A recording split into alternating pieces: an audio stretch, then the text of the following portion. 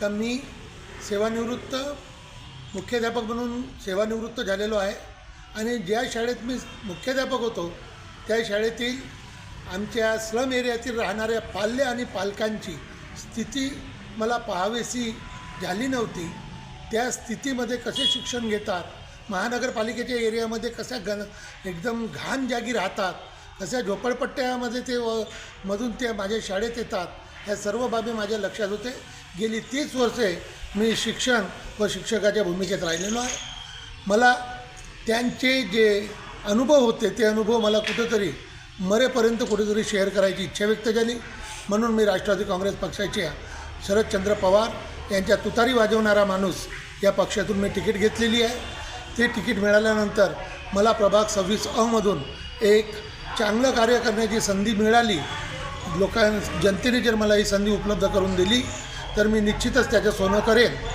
या प्रभागामध्ये मला असं आढळून आलं आहे की या प्रभागामध्ये बालवाड्या नाही, अंगणवाड्या नाही, स्वच्छता नाही, घाण नाही जिकडे तिकडे, आणि स्वच्छतेचा आपला डोंगर हातवर करून जे या प्रभागातून निवडून आले होते ते मोठे छातीटोकपणे सांगतात की आम्ही विकास केलो म्हणून।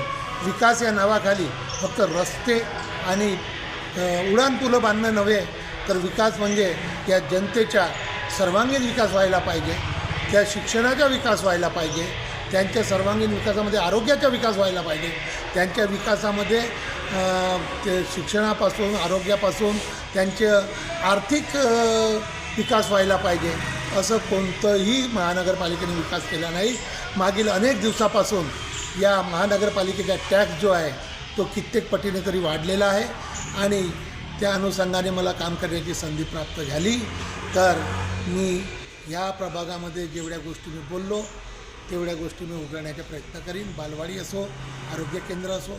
आजची स्थिती अशी आहे की आरोग्य केंद्र आहे पण डॉक्टर नाहीत, आणि डॉक्टर आहेत तर गोळ्या नाहीत। इथल्या बालवाड्या नाहीत, शिक्षण आहे, मनपाच्या शाळा धूळ खात पडलेल्या आहेत, शाळांना भेगा पडलेल्या आहेत, त्या शाळांमध्ये शिक्षक आहेत पण विद्यार्थीच शिकत नाही। अशी दयनीय अवस्था या महानगरपालिकेच्या अंतर्गत प्रत्येक प्रभागातून झालेली आहे।